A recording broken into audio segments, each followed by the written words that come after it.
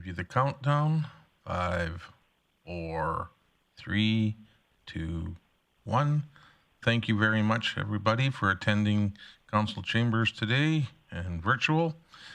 We're here for the Protective and Social Services Committee meeting for August 3rd, 2021.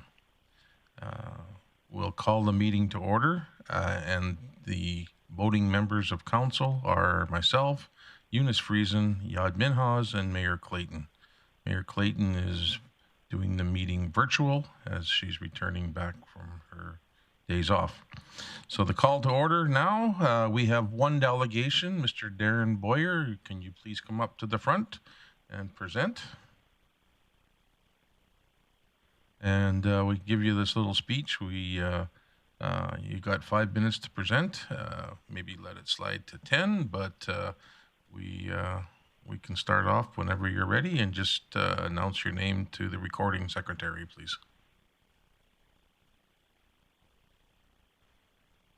Good morning, councilors, city administration.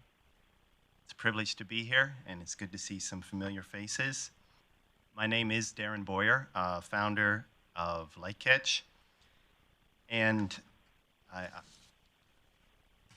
would like to just take a couple moments and address what I think are some important preconceived ideas that held beliefs that I've seen over and over. So Lightcatch itself, we have included a presentation, and it's a free app that hundreds of people, sometimes thousands every month, have downloaded for a couple years. And they go through a series of 5 onboarding emails. The technology is very straightforward. Most go to use it very successfully, or almost all. And the results from that initiative of crime prevention, crime resolution are included in the presentation. There's been some tremendous successes. But what I've noticed is that there's a couple barriers, and maybe if you wanted to bring up page 5, it's especially relevant. If I was to witness a crime, the impact of 911 almost cannot be overstated. That even if my security cameras at my facility were to capture that, I would have to pick up the phone, call and describe what I saw under the pressure of the situation. The operator would try to handle that as efficiently as they could. They would then relay it over to Rcmp or policing. They often have to have a confirmation back to the complainant. And we've introduced a time gap, but most importantly, we're sending our first responders out with nothing more than a text-based description. We're describing what we saw, we're giving them a street location or an address, yet almost all of them are packing a mobile phone that could show them exactly what to look for and exactly where the complaint was. And the inefficiencies that this creates, it's between 12 and 24 hours at best that video is available after the fact. So it creates some enormous inefficiencies. And almost, it can be measured in a very large number. If we multiply that across Alberta, easily gets to over $1 billion of wasted man hours and resources. And then we also have a lot of information. We hear a lot often of, why did it take so long? I called policing and I had to wait until there was a response. But the other side that doesn't get mentioned nearly enough is that the average theft report on our platform is over 12 hours after the theft. And I have many reasons to believe it's similar or worse to the Rcmp. I've watched very productive rural crime watch groups as they interact and measured their reporting. Their reporting is 12 hours after the fact. So we give property crimes a 12-hour head start, and then we send our responders out with a written description, go find something. And they look like something. And this creates a great deal of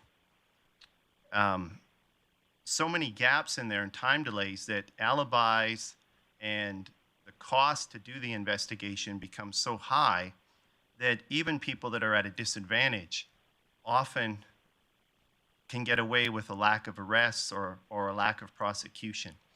And so this platform is designed to address that. We have a service that's available to deliver that on a municipality level. And we've been fortunate to have agreements with the County of Grande Prairie and the MD of Greenview to address some of those issues I've covered, plus several more. And we feel that we've demonstrated multiple times that in a region we can lower property crime rates, we can create faster response times, we can create greater levels of engagement. So I'd love to have it, if it worked out, that we have a city that is adjacent to these two municipalities where we can leverage the platform across multiple jurisdictions. There is quite a differential between urban and rural crime based on everything that I have, urban being quite a bit higher, not just in this municipality, but some of the others that I can see Rcmp data from on a per capita basis. So being able to collapse that differential and being able to show us a regional success would be tremendous for our company, but I think it would also be something that can deliver to the city a safer place to live compared to peers, compared to previous results. So with that, I'll see if there's any questions. Thank you. I will just ask my colleagues here around the table, is there any questions for Mr. Blair at this time? Go ahead, Dylan. Councillor Brissy. Sure. Thank you, Mr. Blair, for coming in today. I'm just curious, is there a specific ask or hope that you've got for us? What are you hoping is the next step with us after hearing this presentation? Well, thank you. The program that we are identifying here is what we put a label to it, the Ambassador Program, where there's certain deliverables like what we're doing with the Municipal District of Greenview and the county that we'd like to replicate within the city. It's a one-year program, and yeah, it's designed to put more resources towards those issues so the results increase faster. Great. So you're hoping to get to a point of the city signing up for a one-year thing on that ambassador program? Yes. Okay. Great. Thank you. I got Councillor Friesen. Go ahead.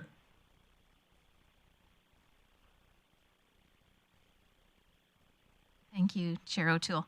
Thank you very much. I may have missed it. How does, from the resident inputting the data on the app, does it go through 911 to the officers, or can you just sort of describe the data flow for me? Sure.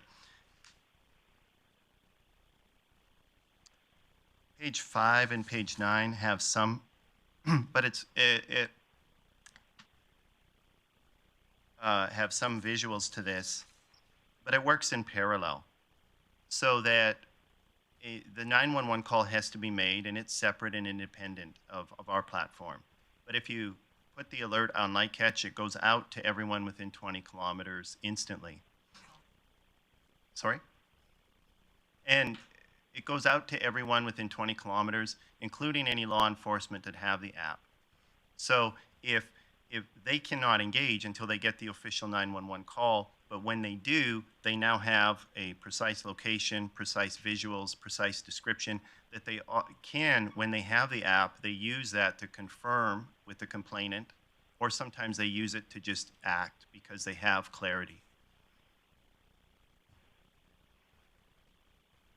Thank you. And do you have any feedback that is available to us from law enforcement specifically? Well, we have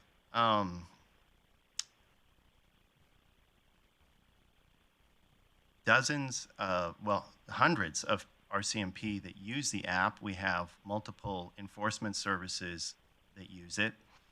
We have some detachments that have standardized. If they come into that detachment, the inspector has requested that everyone have the app.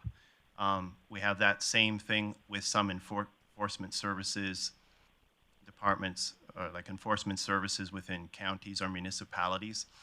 But to have an official recognition from RCMP requires an agreement, and we're working towards that agreement. But we have hundreds of successes and thousands of cases where it's been used in partnership with policing on an unofficial basis. Okay, was there any other questions? Okay, at this time, thank you very much for your presentation, and we look forward to hearing from you in the near future. Do you have your contact that you could leave with our Protective Services corporate service gentleman, Chris Manuel, and just leave it with him? Okay, And then we got a good contact and we can get back to you. thank you. Thank you. So the next report is Director Services Area Report. Mr. Chris Manuel, you can go ahead.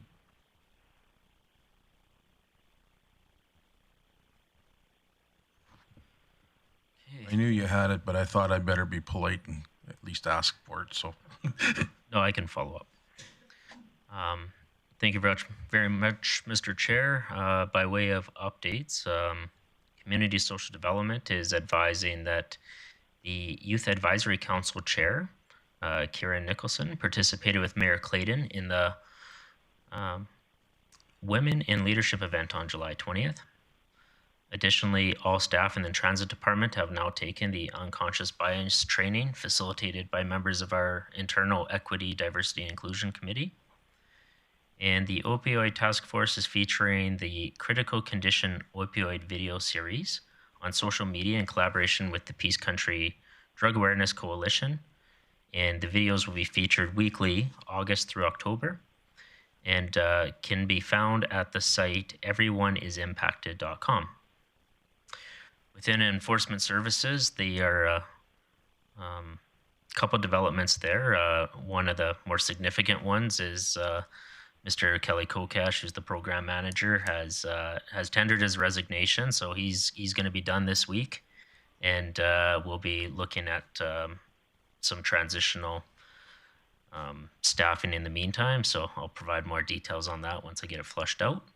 But Mr. Kokash has been here, I'd say about 7 years now, and many years before that, serving the community with the RCMP, I believe 2002, 2001. So long tenure there, and we'll wish Kelly well on his next phase of life here. But they also report that bike patrols are well underway with 2 officers out on bike patrol each day, particularly concentrating on the downtown cores, the areas adjacent to Rotary House, St. Lawrence Center, and Muskogee Park. And by way of unfortunate circumstance, animal control had to get involved in 2 separate cases of animal neglect and welfare in the past couple weeks, particularly related to one call where an animal, cat and dog, it looks like they were left with no food and no care for several days on end. So officers were able to enter the property and seize the animals, and now have them recovering. Additionally, some reports of pets being left in hot vehicles without access to air conditioning and proper ventilation have also been occurring. So a reminder to pet owners to ensure that you're being diligent with your animal's welfare. And in the fire department, lots of staffing stuff going on at the fire department. 4 recruits that were recently hired have completed their training and have now joined their respective platoons, as well as 3 member promotions have occurred. including a promotion to platoon chief, one to captain, and another one to lieutenant. And recruitment for the deputy chief of communications role has concluded, and an offer has been made to a candidate. And within the RCMP, two things: the crime reduction units reporting a successful search warrant conducted on a Grande Prairie residence, in which they seized 80 grams of fentanyl, 75 grams of methamphetamine, cocaine, prescription pills, a loaded .32 caliber revolver, ammunition, crossbow, bear spray, imitation firearms, cash, and drug paraphernalias. One of those arrested was wanted on outstanding warrants on unrelated matters, and fortunately, both of them have been committed to, are remanded at the moment, so in custody. Additionally, the RCMP has issued a warning on extortion using social media. It appears as though the detachments received complaints where social media platforms have been used locally to extort money from individuals.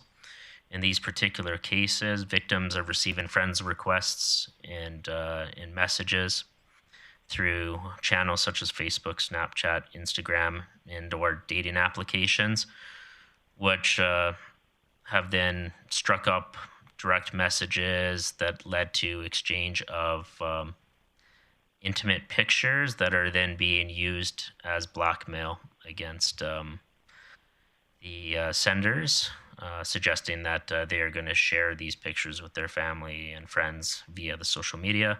So prevention tips: do not accept friend from individuals who are unknown to you. Do not send nude images.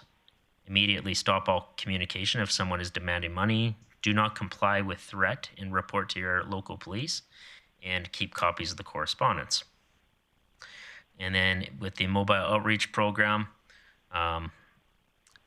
in line with some of the challenges related to the opioid crisis ongoing, MOP reports that they attended 7 overdoses in the month of July, which they administered Narcan and were able to reverse the effects, reviving the folks that had overdosed. And that's the report. Is there any questions to Mr. Manuel regarding the report? I see none. Okay. If you would like to go on to 3.2, the RCMP unionization, financial and budgetary impacts, Mr. Manuel. Okay. So I'll just summarize that report in that administration and council have been aware for some time that the RCMP had unionized and entered into collective bargaining for their first contract with the Treasury Board of Canada. Administration's received an update that a tentative contract has been approved and is just subject to member ratification right now, which is expected to occur anytime. The impact of the collective bargaining was a little bit greater than previously anticipated. We had anticipated that approximately a 2.5% retroactive pay raise would occur back through 2017, and that would have accounted for a 15% kind of cumulative effect. The pay raise actually ended up being 21.71%, and includes an additional 4.06% for next year, which essentially results in a 23.77% increase from our present rates. Now, administration had been anticipating both the retro pay and the potential impact to our 2021 and our 2022 budgets. So as such, we saw the most substantial impact occur as part of 2021, where we adjusted the RCMP annual operating budget to $2.2 million, adjusted it by $2.2 million. The ultimate effect of these changes are that the increase that we're going to see from what we had budgeted for 2022 appears as though it's going to be approximately $745,000 greater than 2021, which is approximately $125,000 more than what we had anticipated.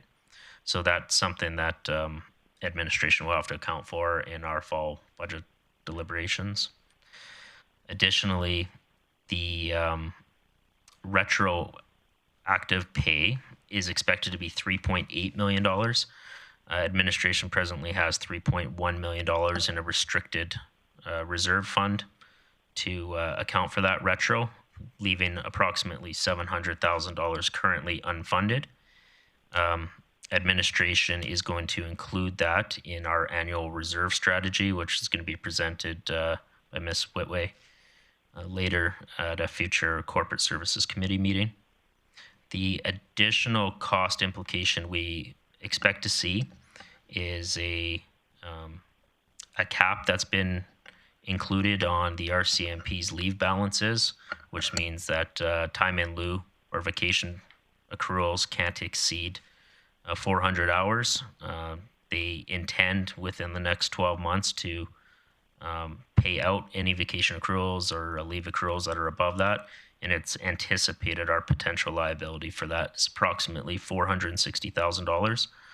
We do believe that some contract surplus we have in RCMP salaries as a result of vacancies is likely going to offset the cost of that for us in 2021. So, in highlight, the RCMP have seen a significant adjustment to their pay and compensation. As a result, the City of Grande Prairie is responsible for 90% of those costs, and this is the financial impact of that. You got any good news? The good news is we budgeted most of it. Perfect. That's what I wanted to hear. All right. Any questions, committee? Good? Yeah. Go ahead. Great. Darcy. Great, thank you. I've got a few questions. We also saw just a year or two ago, we saw a pretty significant jump with Rcmp, but I think that was just recalculating total costs. This is over and above that adjustment we saw a couple years ago, isn't it? The biggest cost we saw a couple of years ago was probably the 2021 one that you were referring to, and that was us doing this in anticipation. So we're just not hitting it. We're not seeing this massive hit today. We've kind of spread it out over a couple of years. Gotcha. And was there any change to total compensation, or is it just salary that's been adjusted? So we had been anticipating that through this collective bargaining process that they would look at total compensation in a complete package, and it appears as though the National Police Federation, who's the union, were able to keep the majority of their total compensation. So things such as the unlimited sick leave that exists within the RCMP remain. None of those things have come off the table. The only real significant change we see is this cap on the number of accrued hours. So has there been any work done yet to figure out where the RCMP ranks with other police forces in terms of total compensation? Are we going to be paying about average for police now? Or are we going to be underpaying, way overpaying compared to other municipalities that don't have RCMP contracts? We know where they rank as far as just salary compensation goes, and I believe it's number 6 in the country. In total compensation, I don't have that specific number, but I do know how it benchmarks against other Alberta municipalities. You done? Finish off. Great, thank you. I also know that there's concern from AUMA about having to potentially pay as early as 2022 for body armor upgrades, new guns, and body cameras. Have we heard anything formally on those costs yet? My suspicion around that, so yes, we have.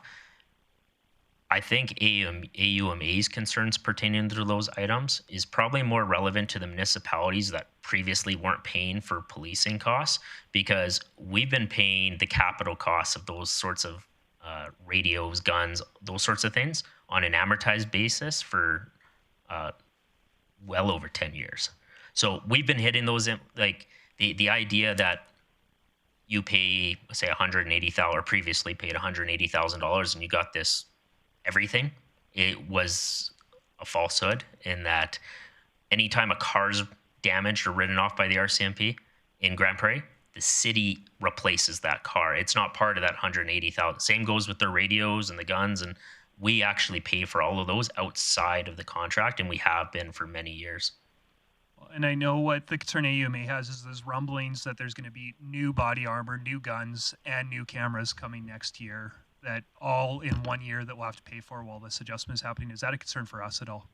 So they've forecasted that. Every year they give us a forecast of what equipment they plan on replacing, and we've been receiving that for many years. Now, where there is some difference is depending on the size of your municipality and how much equipment, there's a threshold. We're large enough that those costs get amortized over several years.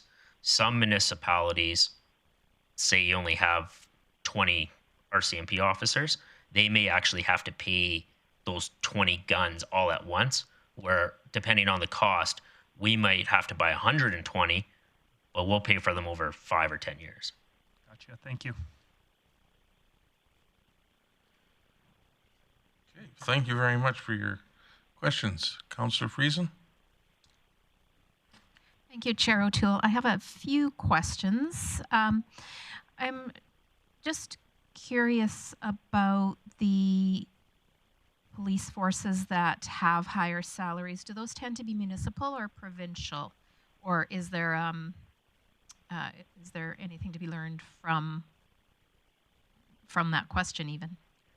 Yeah, no, it's a good question. So the salaries, the top 5 that would say be ahead of the RCMP salaries presently, those would be municipal services, and there's hundreds of municipal services across the country, and they may represent local conditions.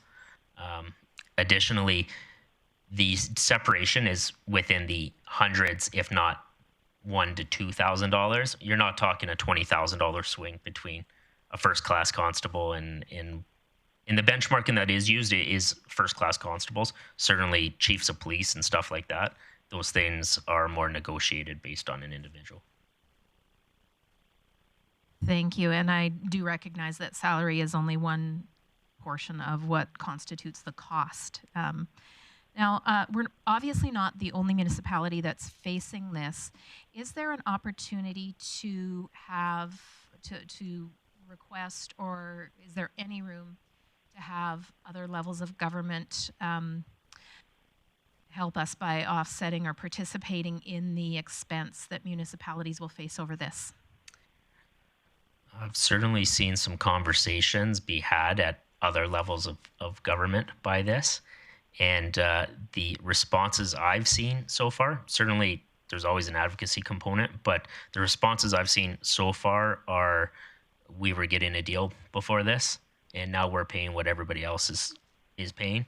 And I don't think, I think the cities of Edmonton, Calgary, Toronto, and so on that all maintain their own municipal forces and have for many years at a higher cost would be asking for that same sort of relief. So I suspect the path for that is fairly limited. I can appreciate that. Thank you. And my last question, if I may, Chair O'Toole. It builds on Councillor Bressy's question regarding replacement of body armor, guns, that sort of thing. Do we have, as a municipality, do we have the opportunity to participate in conversation with our detachment about how replacements are done? For example, can we request replacement by attrition or of old equipment, or is it a wholesale replacement of what exists? So they certainly do life cycle replacement is like on a 1-for-1 sort of basis. Like I have a body armor and it got a tear in it. That is outside of that capital process. The capital process is really generally when there's a significant change to standard. So When they go out and they decide that we're not going to use analog radios anymore, we're going to use digital radios, and they have to do this wholesale sweep, that's where we'll see that big capital adjustment. We typically don't get much say in that process. They have a national standard or a divisional standard at a provincial level where they try to keep it consistent. I will acknowledge that the RCMP typically gets exceptional pricing on a lot of that stuff just due to the sheer volume of which they buy. I know when I was in enforcement, a lot of the times we would actually try to piggyback their contracts just because it made sense. Thank you. Mr. Minhas, you had a question? Okay. Would you like to make a motion to accept this report then? Okay. Any questions? We go ahead.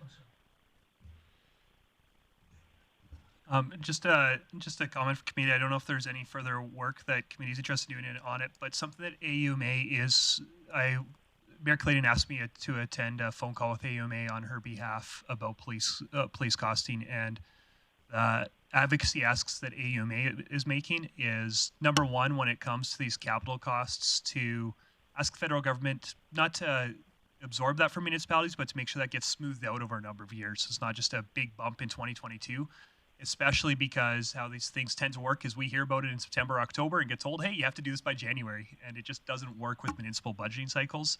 So AUMA is going to be advocating to smooth those costs out. I don't know if that's as important to us because I think we have been quite responsible in planning for this. But the other ask that AUMA is going to be making to senior government that I think might be relevant to us is they're making the case that going forward, it makes sense for us to absorb these costs, but us as municipalities, we're not at the table for retro pay, and therefore the federal government, which was at the table, should absorb the retro pay.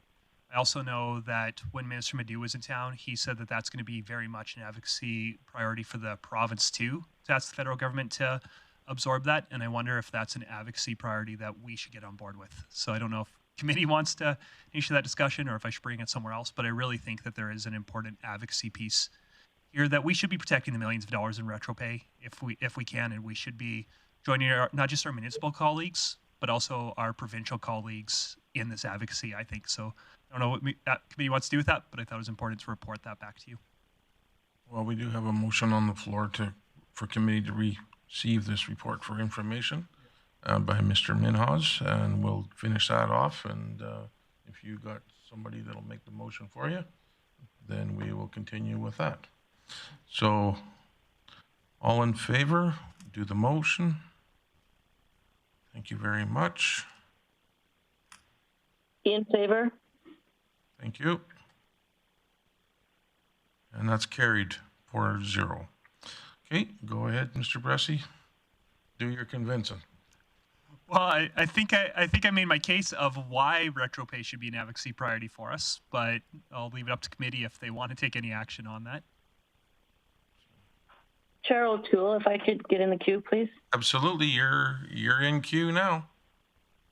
Thanks so much. Thanks, Councillor Bressie, for bringing up the outcome of the meeting with AUMA in regards to policing costs. I appreciate your thoughts here. I'm wondering, I'll maybe direct the question to CAO Galante. This possibly could be a discussion at our next strategic priority working group meeting where we talk about advocacy priorities. And so unless council or committee rather would prefer to see some direction today, I think that that's a great place for that discussion. Thank you. And you got the nod from Mr. Horatio. Great, thanks. Okay. So that's looked after then. All right, that's looked after. We have no items of correspondence. We have no other business. We have no bylaw policy review, but we do have an outstanding items list. And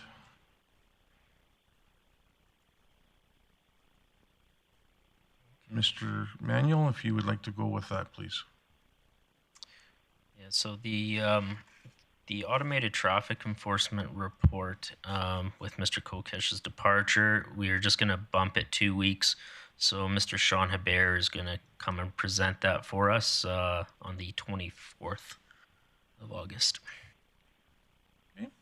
Looking for a motion to accept the outside. Okay, thank you very much, Councillor Minhas. Motion is good. So we'll call for the vote.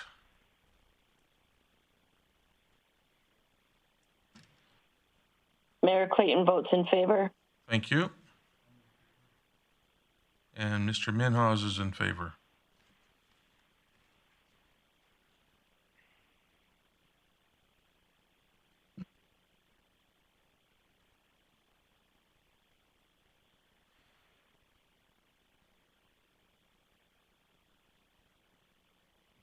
Just having a little technical issue. Just give me a moment on it. It's your fault, huh?